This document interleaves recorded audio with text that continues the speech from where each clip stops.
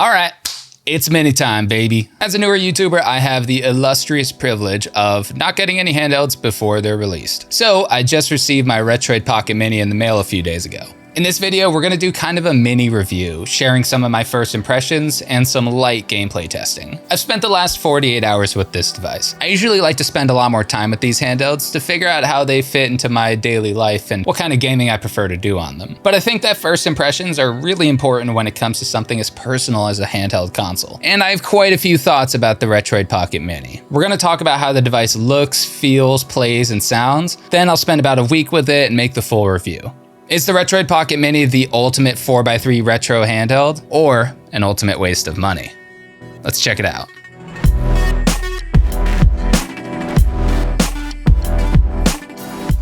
So here's the box that the device comes in. I got it in the Saturn colorway, but it also comes in the 16-bit model with the SNES style A, B, X, Y buttons, the black model, the orange model, which I heard had some misprints in the initial batch where the white is actually gray, but I heard Retroid is working on writing it by giving like a $10 rebate or something. And then the black and red model. The one that we're looking at is the Saturn model, which is modeled after the colors of the Sega Saturn.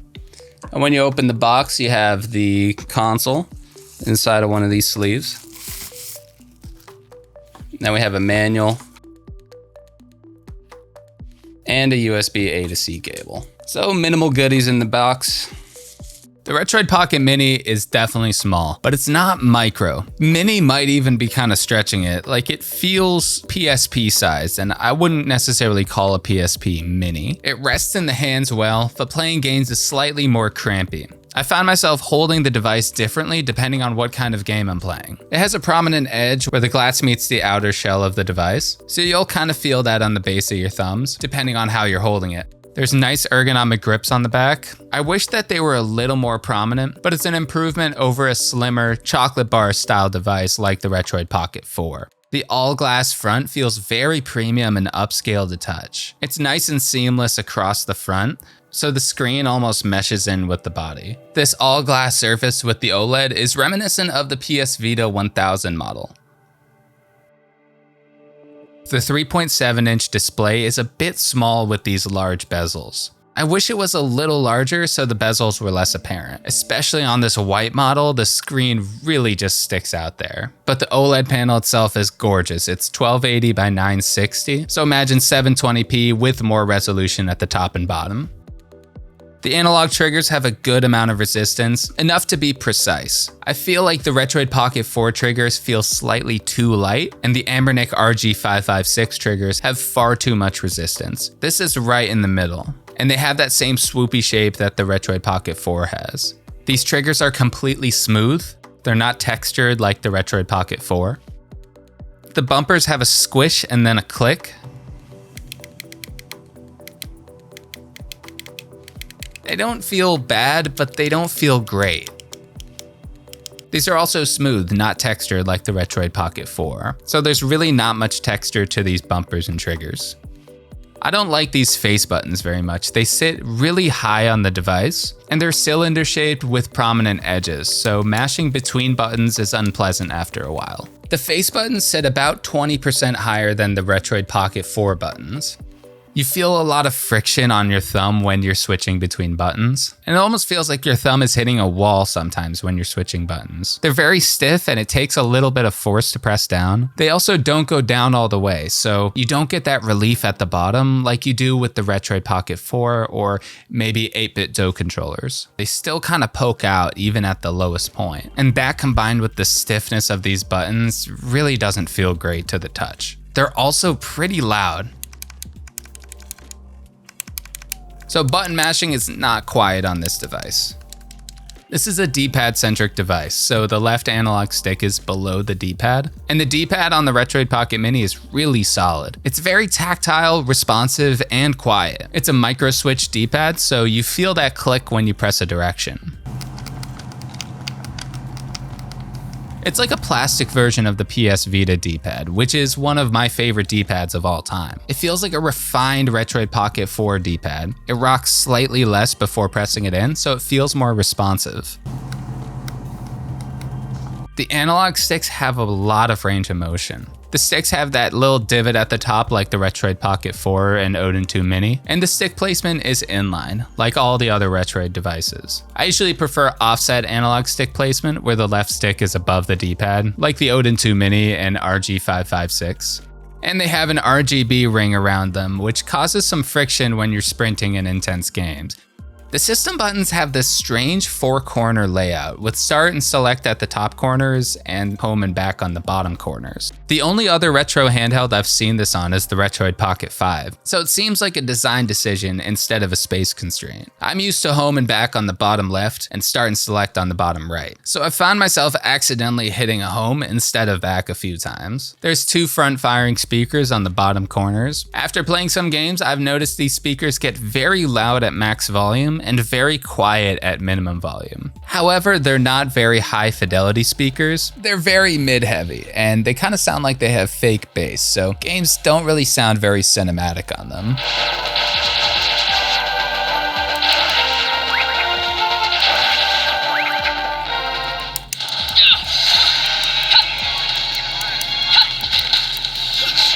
On the back of the handheld, we have the Retroid Pocket logo and the air exhaust. The air intake is at the top of the device, so you shouldn't have any problems blocking the intake or exhaust or getting any of that hot airflow on your fingers. On the top of the device, we have the power and lock button, the volume rocker, and on the bottom we have the micro SD card slot. You can see it doesn't really sit fully flush with the device, but you're never going to be feeling that, so it's not much of a problem. Then we have a headphone jack and a USB-C port for charging and video out.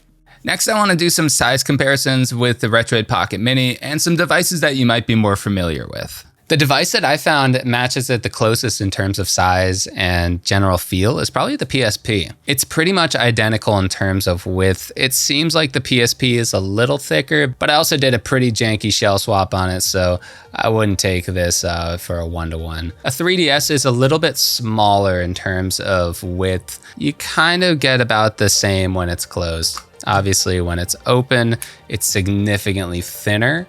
You can kind of get an idea for the thickness of the grips there.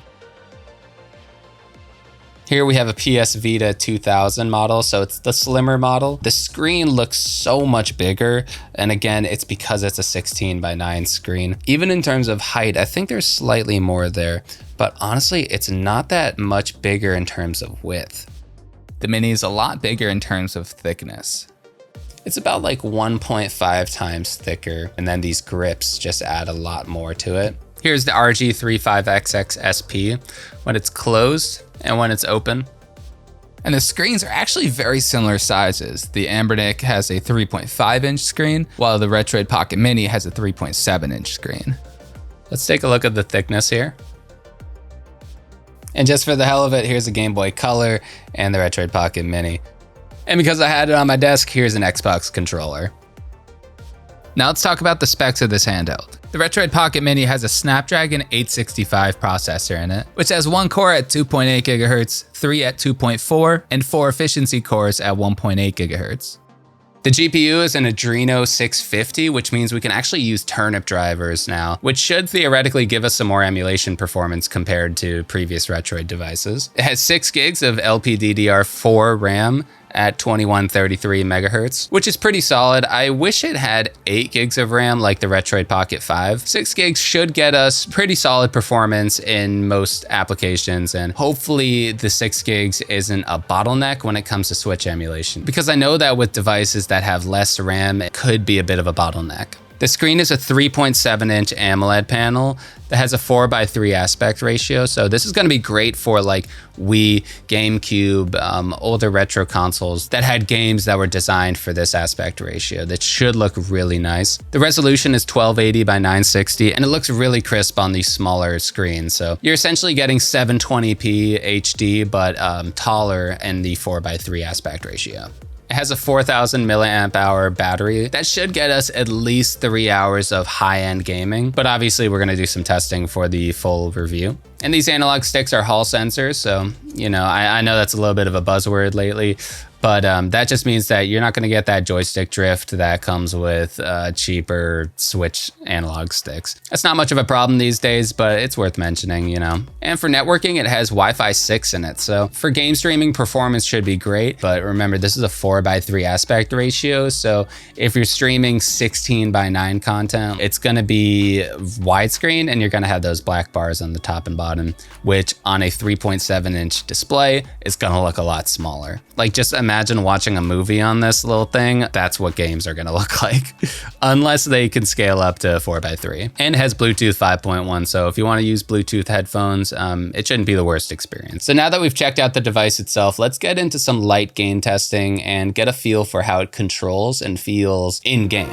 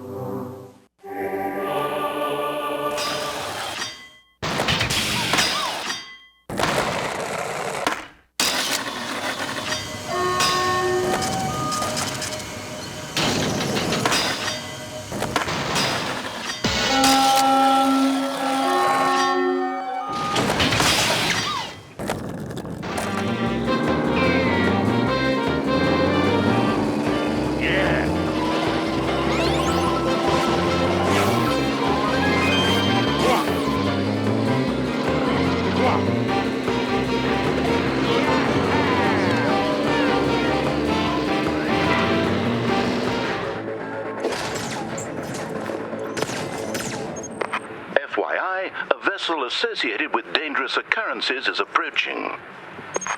Might I suggest a rapid evacuation?